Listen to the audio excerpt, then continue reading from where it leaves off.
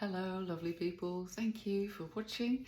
My name is Roelle. I am a health and nutrition coach, and I post these videos once a week to help motivate you to be as healthy as you can be. It's been a hectic weekend here. We're moving tomorrow, and so you can just imagine how much sorting out and cleaning we've been doing. But I'm excited, and I'm glad that the day has finally come that we are going to move to another area, and I'm very excited to explore my new surroundings. But yeah, you do realise when I was thinking it's a little bit like giving birth, for those of you who can relate. When you're doing it, whilst you're doing it, you feel like you never want to do that again. And then you forget, and then only when you do it again, you remember what a job it was. And yeah, that's where we're at this weekend, but nearly there, and looking forward to it. Today, I want to share some tips with you about how you can include some starch in your diet without having it spike your blood glucose and therefore your insulin levels.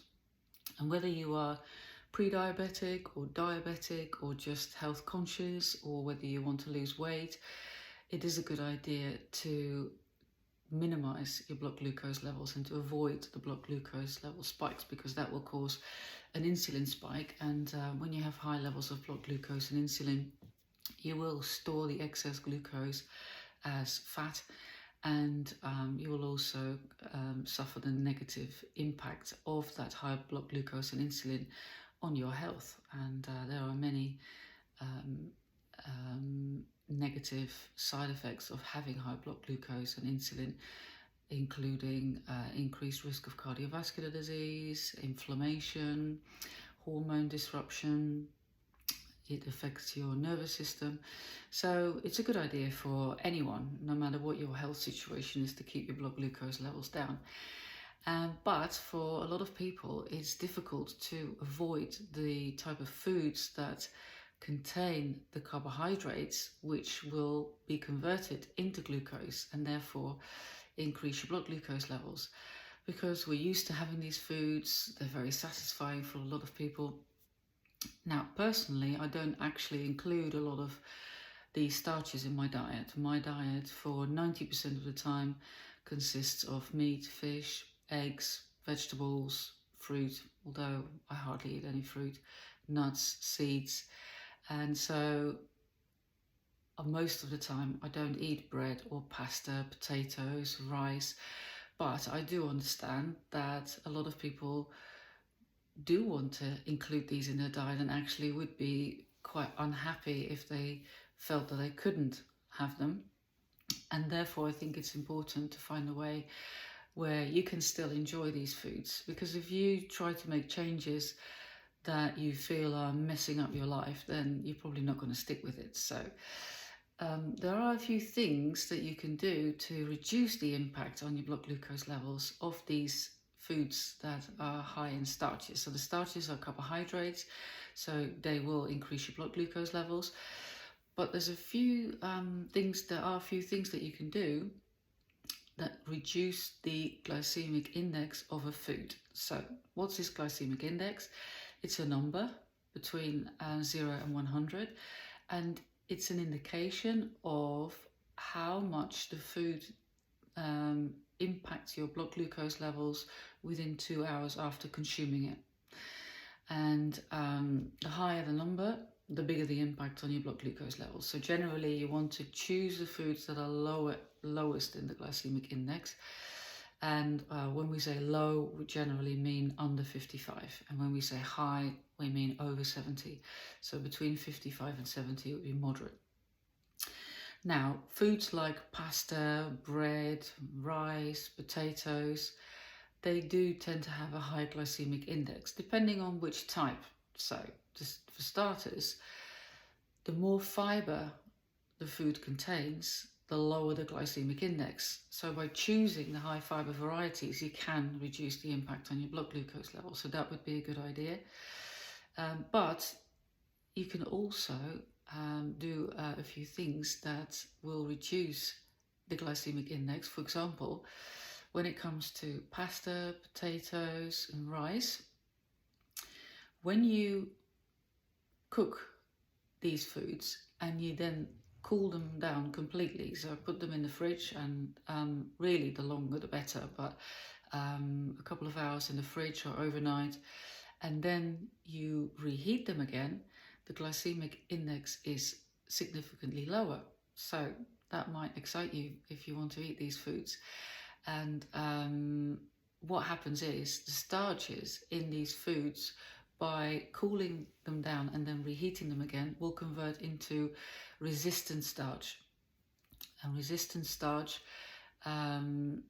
takes longer for your body to digest. In fact, you don't even digest it yourself. There'll be bacteria in your gut that need to help with that, and therefore don't have the impact on your blood glucose as the non-resistant starches. They will be digested much quicker, and therefore will be converted into glucose much faster into your blood. So try that. And when it comes to bread, when you freeze it, that will also reduce the glycemic index of the bread. And toasting does the same. So I can't really say in numbers exactly how it would change, because it depends on many different factors: what type of bread it is, how long it's been frozen for, and how much it's toasted. So I'm not saying toast it to till it's burned, because then it probably becomes carcinogenic because it's burned. But I'm never really that sort of hung up on these exact numbers. It has been shown that it significantly reduces the glycemic index, so you might find that useful to know. And then, of course, there's a few other things which I have mentioned before that you can do to reduce the impact on your blood glucose, and that is to eat some fibre-rich food first, or alongside at least, but first would be better. So if you're going to have some rice or some pasta, have a salad first, or any other sort of high fibre food, any other vegetables, or dress up the food with healthy fats, because that will also reduce the glycemic index. And of course, you could go for a little walk after you've consumed the food. That will also really quickly help to get rid of that glucose out of your blood.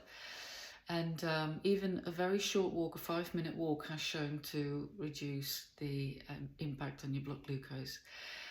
I hope you find that helpful, and I hope that lifts your spirits if you're one of these people who can't imagine a life without pasta, bread and rice. But I would also say, don't feel that you can't live without them. It might take a little while to adjust, but once you get used to it, you don't really miss it as much as you think you may do. But then if you do, you've got some tricks up your sleeve now to sort that out. I still wouldn't have a large amount of these foods anyway, because the reason why I don't have them is not because I'm pre-diabetic or diabetic or want to lose weight, but it's just because these foods I find are not that nutrient dense. They don't really give me that much that makes it worthwhile for me to consume them. So I prefer to choose more nutrient dense foods, and I get that from the food that I eat. Right, let me know if you found this helpful, and if you need any more help, feel free to let me know. And also, you're very welcome to organise a free discovery call if there's some certain health issues that you struggle with and you want a little strategy call. Then you can book that free of charge, and I'll put the link down below this video. Have a wonderful week, and hopefully, if I get the internet up and running in my new abode, then I will be back next week, and I'm looking forward to that. Lots of love. Bye.